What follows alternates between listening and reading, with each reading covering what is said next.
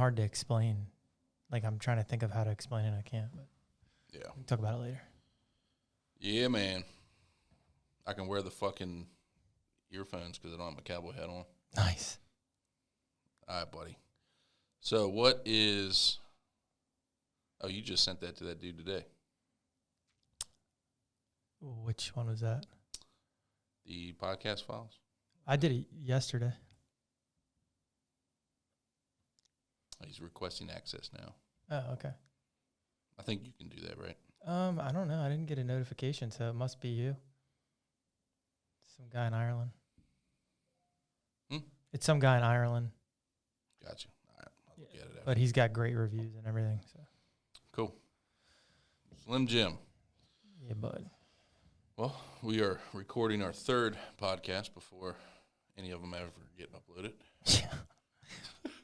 There's going to be one uploaded today, regardless of whether he answers me or not. I'm going to do the one from the pre-race and then the one from today to follow it. That one from back in November, maybe just... No, I'm going to add it in there because, All right. yeah, I liked it. I mean, I listened to it, and there's some stuff in there I want to get out. So Okay. Yeah. Cool. So how was the race, buddy?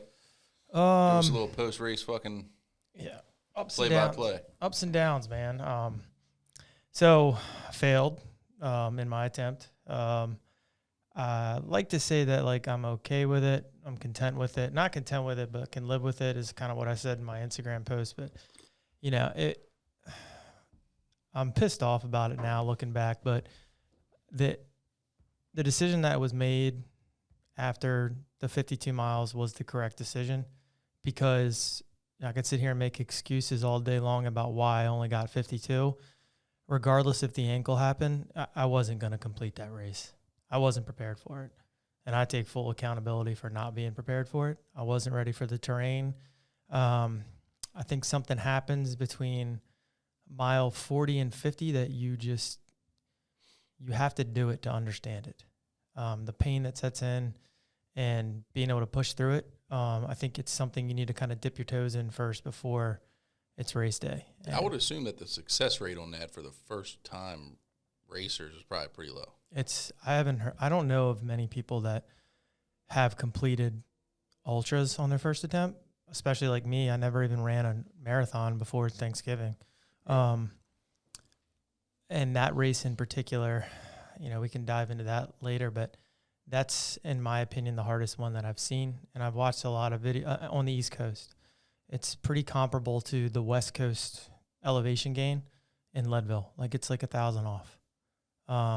Same mileage, obviously. Yeah, I mean, the train, it's a fucking mountain, dude.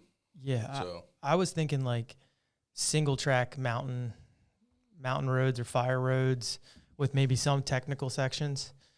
That whole fucking course was technical, man. There was so many parts of it that I was just climbing hands and knees on to get over boulders and rock passes, and I couldn't replicate that. I wouldn't even have thought to replicate that in my training anyway, so it's kind of a null point anyways. But it's hard to explain what running one marathon on that loop feels like on your body. Because, like, the first marathon took me 6 hours and 30 minutes. And I would say when I'm running, because I went back and looked at some of my splits on the sections that could be run, you know, I was doing like 9-minute miles, 10-minute miles. But the time that it took to go straight uphill and we're gaining 5,000 feet of elevation every single loop. So it was just something that was out of my skill set right now. Wasn't ready for it.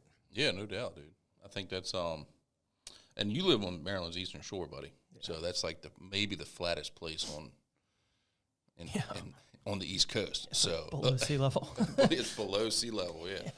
Like fucking speed bumps are about as high as you get.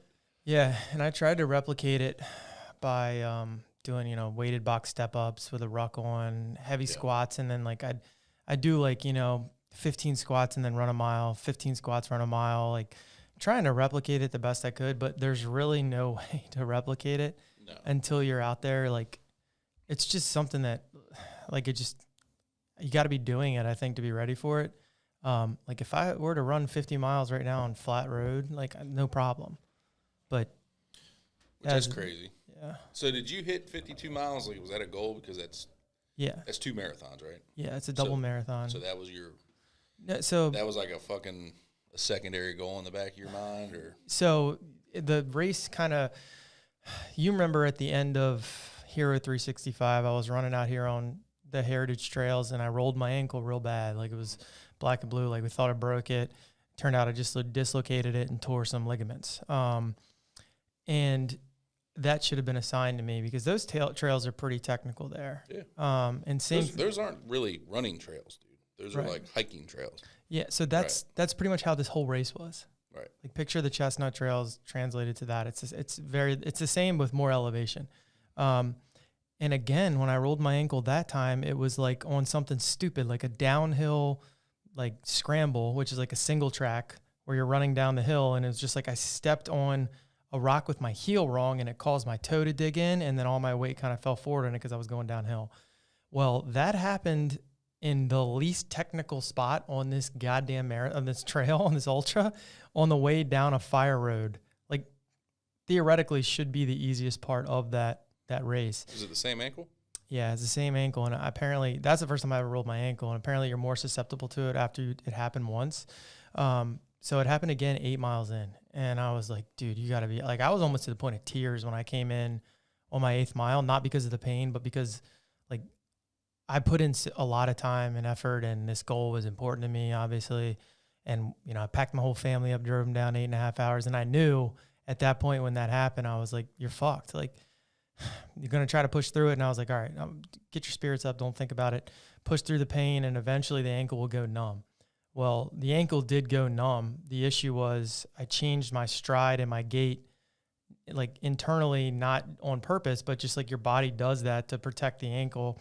And I was kind of putting the pressure on the inside of my toe, like my big toe, towards the arch of my foot to stay off that ankle. And in turn, it caused my kneecap and behind my kneecap to just blow up. I mean, the pain that I was going through after mile 15 or 16 was pretty bad, pretty unlike anything that I had gone through and running in any of the time that I had run. So I came in around mile 20, and Steph could tell I was pretty demoralized. And she was like, you know, what's going on? And I was like, look, no matter what, I'm going to gut through and get 50. Like, that's my goal now, is I want to get to 50. So I want to do the double marathon, 2 loops, get that done. And I'll be proud of my effort on that. But miles 30 through 50 were pretty excruciating. Now, again, I'm not trying to make excuses. I don't think that was the ultimate reason that I would not have finished. I wouldn't have finished. I wasn't ready for that course. But it played a huge part in me. Yeah, so you're thinking you wouldn't have finished even without the ankle? No, I don't think that. I mean, I don't know, though, because it was a big part of me stopping. And it wasn't so much the pain that I was in at that time. Yeah, it played into it, but the biggest thing was I was scared at the pain in my knee and behind my knee and in my groin from changing and compensating. I was worried I was going to do long-term damage, and my Achilles kind of started hurting too. And I was like, Steph said, one wrong step and your ankle's not going to hold up. You're going to blow your Achilles out. And then you're not doing this for another 2 years. So that kind of weighed into it when I was thinking, all right, timeline, we're looking at probably, if I was to run continual splits here, I'll finish in 32 hours, which is like right at the cutoff time. And to think that you can negative split after an injury is like, it's not going to happen. I went from my first loop at 6.5 hours to my second loop took me 9.5 hours. So pretty substantial difference in 3 hours there. And it was just the pace alone. And a loop is what? 26.2. Oh, so it's a marathon loop. Yeah, it was a marathon loop. And I was in good spirits even after the injury around mile 20. You know, Steph was like, you look like you're doing okay. And I was like, yeah, the ankle's numb. And then, you know, it kind of blew up after that. The other thing I wasn't ready for is the downhill running. There was just so much downhill running because in a loop, every foot you go up, you got to come down. Well, I wasn't used to the slamming of, like, I'm going to lose my 4 toenails on my right foot from just slamming into the front of my shoe the whole time. And I wasn't ready for that eccentric load on my quad. So I don't know. That would have been a problem later on in the race too. How many racers were there at the start? I think like 300 total, but there was people doing the 15 mile, the 25 mile, the 50, and the 100. I think in the 100, there ended up being like 40 people that ultimately towed the line. How many finished it? I think it was like 12. Yeah. That's wild. It might be more than that, but it was somewhere around 12 or 16. I know that when I had dropped, I had seen 5 or 6 people drop at the aid station before me. Damn. So you texted me that dude Chad Wright was at the start line with you. Did he finish it? Yeah, he ended up finishing it. So I was in front of him at the 50-mile mark, and then he went on to finish, which my buddy went on to finish too. And I was just talking to him today, and it was like, I mean, it's incredible to think about, because I know it's so hard to put into words how painful it is, and then to think about doing double what I did, and then in the middle of the night, like it was raining the whole time, but the sky opened up around 3 a.m., right at the time when like you're probably at your lowest point in the race, right around that 75 to going towards 100. And, he was in the storage room of one of the aid stations, like cutting out a trash bag to try to put a poncho on because he couldn't stay dry. And he's like, dude, that was the lowest point I've been at ever running. And I can't imagine like pushing through that. And it took him like 28 hours, I think, to finish. I think it took Chad 30. But like just thinking about finishing that race is pretty fucking unreal. Right. Yeah, dude. I mean, just the whole concept of running 100 miles fucking wild to most people. Yeah, and now even that, I look at it and I think about the terrain and how hard that course was and the conditions that we were running in and the ankle injury. And the thought of running 100 miles on flat ground is like fucking laughable to me now.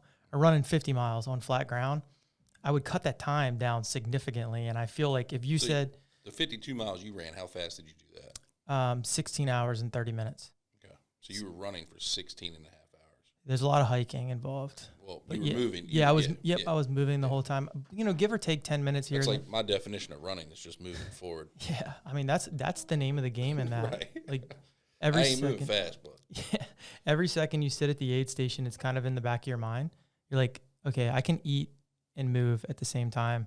Like I just got to try to get some mileage down, and that part was frustrating as shit, man, because you just be hiking for so long and your legs are just fucking blown up from the hiking, and you're kind of stuck in this position where your hips are starting to hurt and everything's starting to hurt, and you're just like, I just want to fucking run. Mm-hmm. Well, then when it's time to run, it's like a straight downhill run. By the time you got halfway down the downhill, you're like, fuck, I'm ready to hike again. It was painful. I mean, every way you put it, it's painful. But I learned a shit ton from that experience. Like I was very underprepared in training. I was very unprepared on race day in terms of like bringing for the things. Training though, man, like you talked about, it's like to really train for that, dude. It's just so time consuming.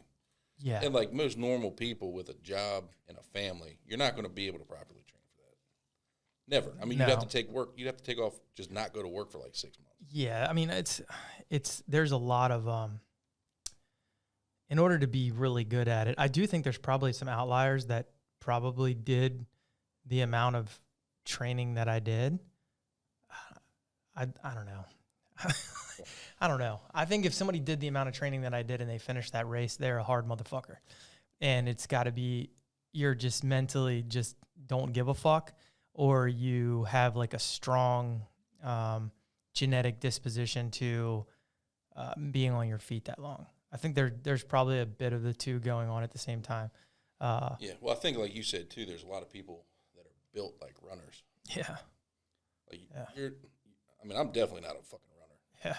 You're not necessarily built like a runner. Like, Yeah. You're strong. You got a lot of upper body muscle. Yeah. So, I mean, that's got to play into it too. Yeah, I'm sure. It's a lot more weight on your fucking feet. All that weight slamming into your front of your toes and your joints and stuff. But yeah, I mean, it's definitely doable. I'm going to make another run at it. I'm going to sign up for another ultra in April. More local with a little bit less elevation. I'm not like shying away from the elevation per se. It's just that's the one that is possible for me with a baby on the way in April to run an ultra 2 weeks later. So dude, I mean, you're talking about a busy part of your life. Like, yeah, because just so you know, you don't get maternity leave. Yeah. Yeah. That's that government bullshit. Yeah, it took like 3 weeks off with my last kid, which wasn't bad. No, the time to train, like I said it last week, and I said it during the race to Steph that I'm not happy that I failed. Like, I'm not like saying like, woohoo, you ran 52 miles. Like you did an awesome job. Like, I'm pretty upset still that I didn't hit my goal, but I'm also like, I can live with the fact knowing that like I didn't neglect my kids and my wife and time with them to say, hey, I'm going out to run another 5-hour run, like 3 days a week. And then like 7 hours back to back Saturday, Sunday. Like, I mean, sure, you can wake up at 2 a.m. and get it done before kids wake up, but like, I'll be honest with you, I'm not that motivated to do that right now. I think that also, I know I'm like all over the place right now, but you have to have such a big why in those circumstances to get it done. And I don't think I had one this time around. I didn't have a burning desire. No, like I don't see the why behind it just to say you did it. Yeah. It's not like you're running from point A to point B to like fucking save your life, save a kitten in a tree. You know what I'm saying? I mean, there ain't nothing at the end except a fucking medal. Yeah. Yeah. No, I mean, for me, it's like, some people might think different, obviously. So yeah. Well, I think some people have a chip on their shoulder when it comes to that race or whatever they're trying to prove to themselves or maybe somebody else or whatever external motivation they have. It's cool to have that, and it's important to have that when you're going into a task like that.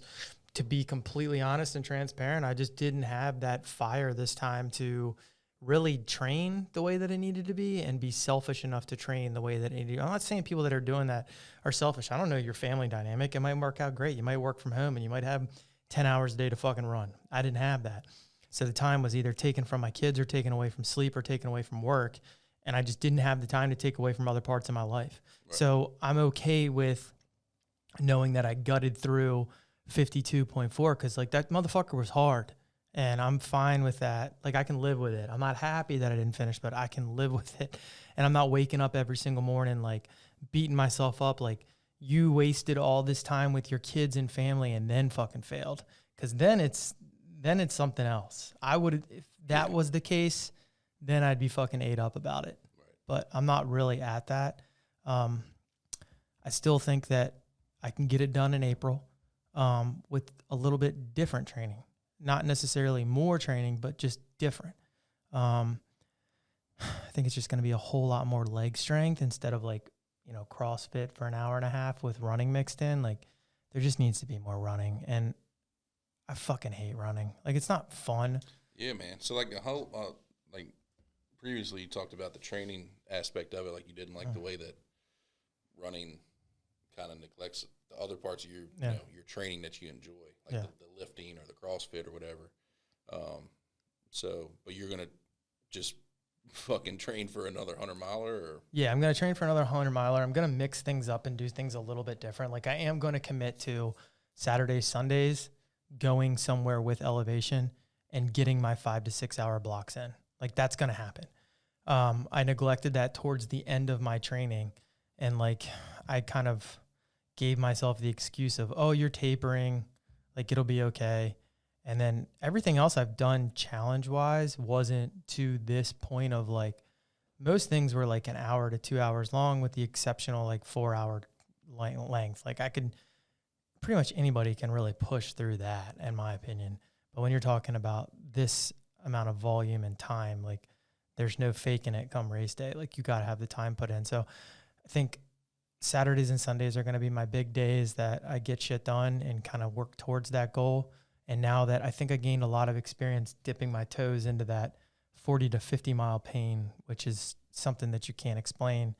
Now I think that come race day, I'm going to figure out that 60 to 80 mile pain is probably a whole lot fucking worse than the 40 to 50. But, ready to kind of feel what that's like. Yeah. The race day preparation, like the shit you took there, said you're underprepared that way. Yeah. I was really, really underprepared. Your two toddlers weren't good. So, a good crew to take with you. yeah, so I brought my parents along with me too, and Okay. I had in my mind that like my kids were gonna be like, "Yay, Dad!" Like at every aid station when I came in, like they made it to 2 aid stations, and my fucking my wife had to grab my 2-year-old and tell him to stop going to the aid station, taking food from the runners, and complaining about being hungry. And Harper was like, "My feet hurt. I'm hungry." This is bullshit. Yeah, and Steph was like, "Kids, you like I cannot hear you. Your father cannot hear you complain about that right now when he's fucking doing this." I mean, I didn't care, but and then she did. It was a funny comment. She turned to my mom and said, "I cannot console 2 people right now. You need to take Cole. Like I have to worry about Jimmy. You have to take Cole." Because Cole is just being a fucking madman in the aid station parking lot. So they only made it to like 2 aid stations, and then my mom took him home. And then Steph was fucking awesome. She came to every aid station. I was underprepared on gear for sure, and like Steph was taking my shoes home and blow drying them to get them dry, because the big concern is wet feet and getting blisters, because blisters will put you out. I didn't get any of those because we constantly changed socks and shoes, but because of the rain, like my feet were just getting soaked and sweating. My feet were just getting soaked the whole time. So I was constantly changing. I think I went through like 9 pairs of socks in like the 52, and I was kind of out of socks at that point. I burned through like 3 hoodies, and it was that weird point of like, I was cold when I'd come into the aid station and sit for a second because I was soaking wet with sweat and rain. And then I'd want to warm up again. So I'd put some shit on, and then I'd get 2 miles in and I'm like sweating my ass off again and losing fluid. Like I lost so much sweat, like going into, so I pissed at the aid station at Boulder, which was 8 miles in. After that 8-mile piss, I didn't piss again until mile 40 something. And then I didn't piss again for another 24 hours. And it was like definitely rhabdo. I definitely got rhabdo for my calf. I mean, I was pissing brown. Like I know what that looks like. So I was way dehydrated at that point. Right. So learning the gear that you need, it's impossible to know until you run that mileage in so those what conditions. didn't you take that you would take next time? So definitely more tops, like merino wool, because my favorite thing was my first light merino wool, just long sleeve shirt. That was perfect. I should have probably had like 15 of those there to constantly swap out. The other thing that sucked was socks and shoes. I had 2 really good pair of trail shoes, and then I figured, oh, well, some parts of it probably can't be a hike, like, or needing all-terrain shoes. Like, I'm sure I can get away with just regular running shoes on some of the sections. Let me just run the first section and see where that can happen. At no point in that race is there any section that you don't need trail shoes on. So I would say probably 5 or 6 pairs of those, 10 pairs of socks. If it wasn't raining, we might be in a different position, and you didn't want to put a rain jacket on because they're not very breathable, so you just be sitting there sweating your ass off the whole time. Yeah. But definitely those merino wool. Like I needed more gear. My headphones that I bought on Amazon like 3 days beforehand, because I wanted to plug in old school headphones, because the Bluetooth just kills your fucking battery. So I plugged those things in. I got 4 pairs of them because I was like, just in case the one gets wet, I can swap them out. When you plug them, wait, they just plug into like the charging port? Yeah. But the weirdest thing, like I plugged them in and there's like, Bluetooth connected. And then like it just kept fucking up every time I put my phone away and my screen would lock. And I'm like, okay, it must be a bad pair. So I threw them in my bag and I grabbed another one out. Same thing. So they were just Chinese pieces of shit. And I should have like really dialed that in beforehand. That's my mistake. Another thing was my one headlamp that was a more expensive headlamp was like dying. Yeah. So I had to use my backup headlamp. Well, that one fucking sucked compared to the amount of light that was given from the good LED headlamp. Right. Yeah, just little things like that now I know need to happen. Definitely some tape for blisters and shit like that I didn't have. But other than that, like Steph was pretty on top of it. I would have had, just more gear, I would say, and better gear, and have tested it more. And that's obviously on me. Like, preparation prevents piss poor performance, and I didn't follow that rule. Yeah. Yeah. What about fluids? Like shit that's in your cooler, or your bag, or whatever. Yeah, so like I showed up with like a pack of Ritz crackers, or 2 packs of Ritz crackers, like those peanut butter fucking toast crackers, and little Gatorades and cherry Coke, hoping I would be able to down those and then pretty much relied on the aid station the whole time. I'd kept my big bladder, the big bladder thing that goes on my vest, out of my vest the morning of the race, because I put it on and I was like, man, this is adding like 2 pounds to my vest. And like, doesn't sound like that much, but over the course of fucking 100 miles, it probably adds up. So I was like, all right, let's ditch those and just run with the the soft packs. So I was just burning through those so quick because I was just sweating so bad. Yeah. No, it's definitely it's a learning curve, dude. I think you did pick a hard course though to do your first one. It's not the course to go do. I showed you the text from my uncle that he's like, yeah, you probably shouldn't start with that one. Yeah. A lot of people told me that. Right. A lot of people told me that, and it was my buddy's like third attempt at it. I'm really pumped for him that he got it done, but like this is his first time finishing. Yeah. And I know that I've heard when we were checking into the race, I heard every single person I heard check in was like I could overhear conversations of what mileage they dropped on last year. I was like, fuck. Probably not a good one. Not really lifting my spirits here, guys. No, dude. And that's the other thing is you have to be so mental during that, like not give yourself an out. Or not let something get in your head. Like there was another runner behind me at one point. We were kind of running in packs and you'd trade off and you'd get to bullshitting with people. And there was a guy that was like, oh man, Jim, like look at your shorts and your shirt compared to everybody else's. Like they're soaked. Like you need to slow down and get your heart rate down or pump some more fluid. You're overheating. Well, then it got in my fucking head. I'm at the next aid station. I'm like, fuck, am I fucking overheating? Did I come out too hot? Like, shit. And then I was like going up a hill and I was like out of breath, but like you're going to be out of breath going up a fucking hill. And I was like, oh man, I went out too hot. Like I fucked myself for the end of the race, blah, blah. But really I should have just been like told that guy to fuck off or put my blinders on and just kept moving. Right. Like not giving any voice to that kind of stuff. And then the other thing, like speaking of Chad Wright, that I've heard him say, the second you speak something into his existence, it really does get in your fucking head, man. Because 20 miles in, I was really, really, like I said, because of the ankle, I was really thinking like this might not happen, but I was still moving at a great pace. The second we hit that like first loop and I told Steph the goal was 50 and I fucking said it out loud, that got immensely harder thinking about it. And I kind of gave myself the out. Plus at that point, like, like the 100 miles, it's not even a goal anymore. Right. Yeah. So you can't, I feel like it's okay to be thinking about it. You can think it in your head all day long, but the second you speak it into existence, you've kind of solidified that like there's an out or this hurts or like, I don't know, man, there's just something to be said for just keeping it internal. Yeah. Not saying it out loud. Yeah. Call that the little bitch voice. Yeah. Back of your mind. Yeah. I mean, usually I can push past it. Right. Usually I don't give into it. Yeah. But yeah, another thing is like, and Steph's like, I wouldn't want to do it without her, but you kind of have to have, and somebody had said this to me, like you have to have either people that have done ultra marathons in your crew or people that like don't really give a fuck what happens to you in your crew.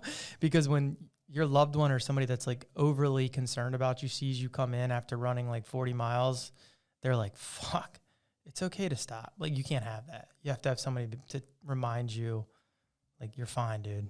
Yeah.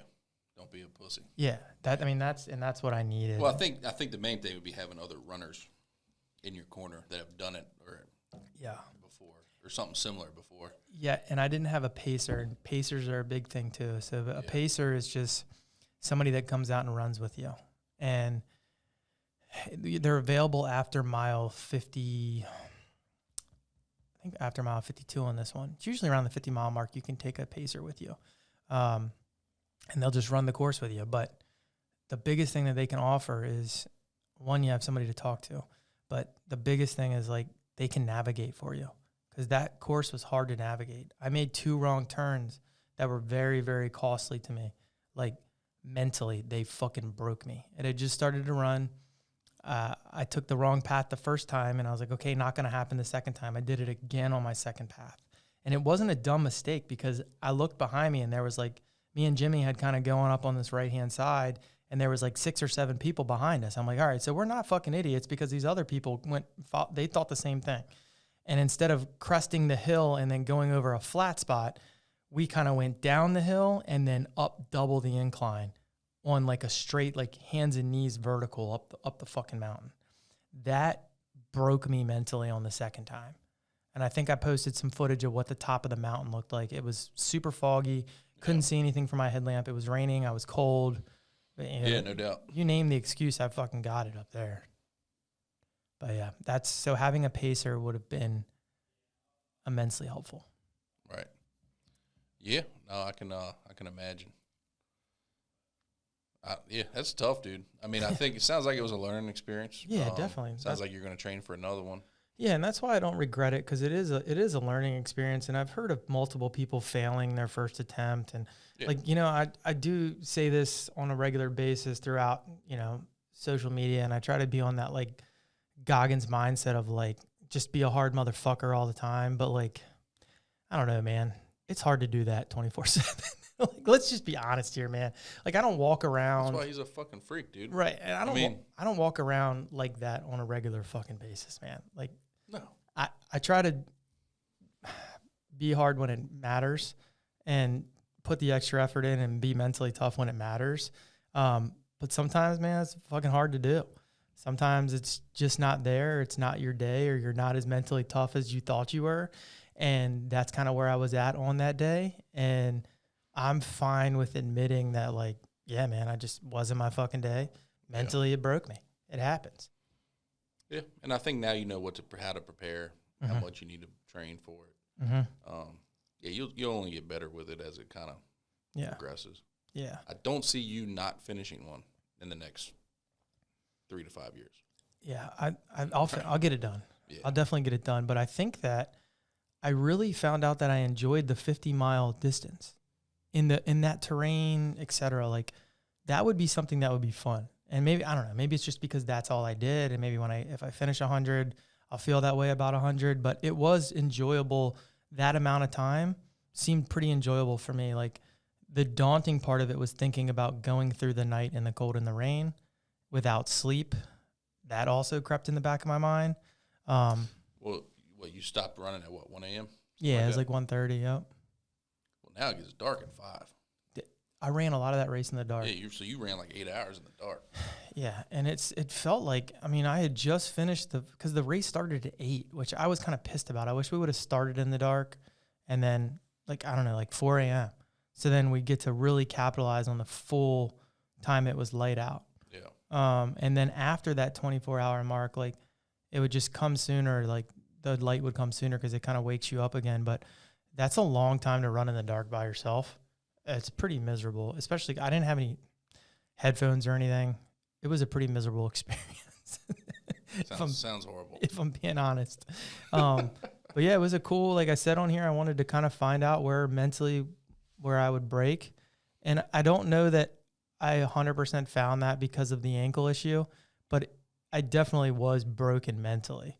So the idea is that you just, fill up the cup a little bit more the next time and maybe prepare properly. How was the next day? Like, were you able to like get out of bed? It was pretty fucked up, man. No, I couldn't get out of bed. I sat and laid in the bed, and Steph had to help me get dressed. She had to help me go into the bathroom so I could sit down and piss because I couldn't stand up and piss. So I could fucking get in the shower, sit down in the shower, and then she had to help me up. Dress me, put my socks on for me, and then getting off. You're in pretty good shape today, though. Yeah, I feel better today. I mean, my ankle's still pretty fucked up. It's still like the size of a softball right now. 2 days ago, you were still limping really bad. Oh, dude. So going down the steps this morning fucking hurt. Like, trust me, that shit hurts. And, like, pain is, like, obviously, it's so individualized. Like, I don't really know. I like to think that I'm pretty good at going through pain, but, who knows if my pain level is the same as your pain level. You know what I mean? It's yeah, right. You never know. It's an individual thing, which is kind of trippy to think about. But I was, like, lifting up my sweatpants, like, to get out of the car. I had to piss on the way home. And I had to, like, take my arms and pull at the cloth on my sweatpants to pull my legs out of the car, and then have her come over and help me up and hold me as I hobbled into the bathroom. It was bad, man. It was fucking bad. Sucks. But it's cool to know that, like, everything in my mind was saying stop around 26, and I had whatever in me to go another 26. So I know I definitely gained something out of that. Yeah, no doubt, man. I mean, I think what you did was a feat, running a double marathon in that terrain, that weather. Not easy, dude. No. You fell short of the 100 miles, but, I mean, I think for your first time, I think you did great. Knowing you'll train for the next one, fucking get a little bit further. Yeah.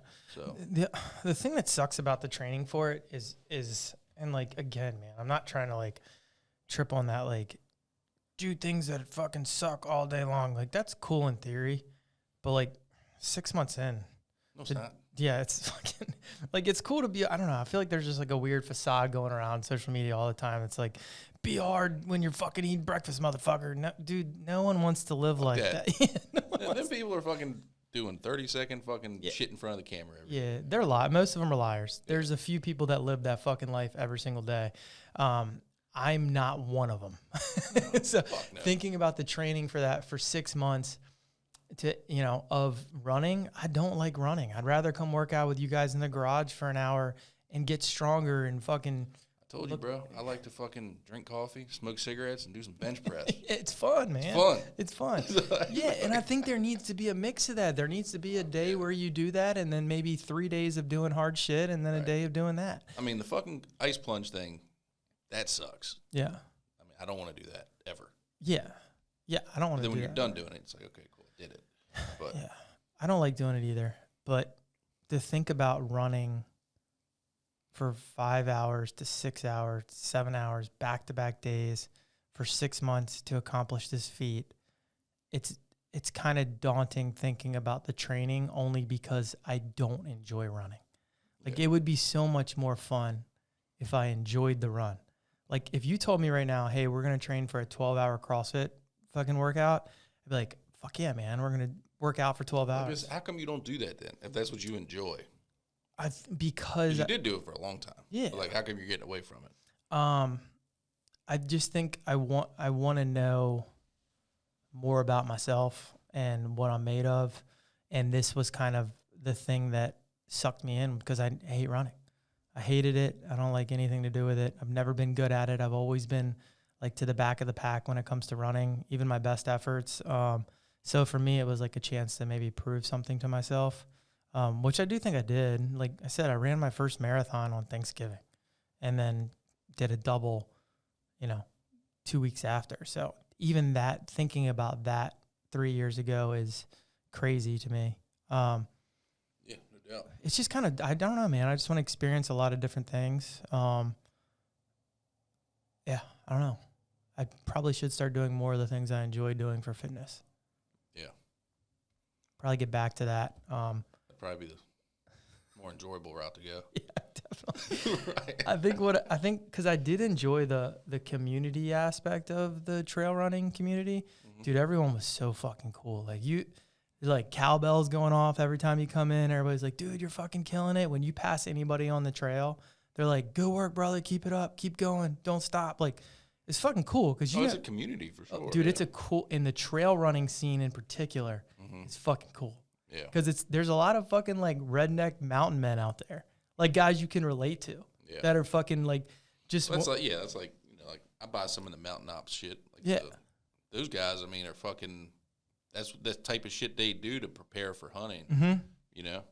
Which, I mean, I think that might be an aspect you look into. Like, you do the fucking training for, like, a big fucking elk hunt or me and Dustin, sheep hunt or something. Me and Dustin are going to go to Montana once one of us draws. Yeah. We're going to do that trip. And I know the time will be put in on the trails to be successful in that. But, yeah, it's cool. It's a cool community. You have guys like Cameron Haynes who – honestly, man, they're guys that, and Chad Wright, like guys I want to hang out with, guys that I look up to, guys that I think they're fucking cool, guys that I would drink a beer with.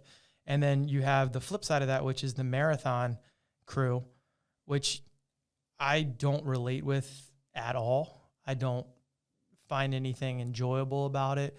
I don't think it's particularly special. I mean, that might be an option to train for too, is just do marathons and try to get faster doing marathons.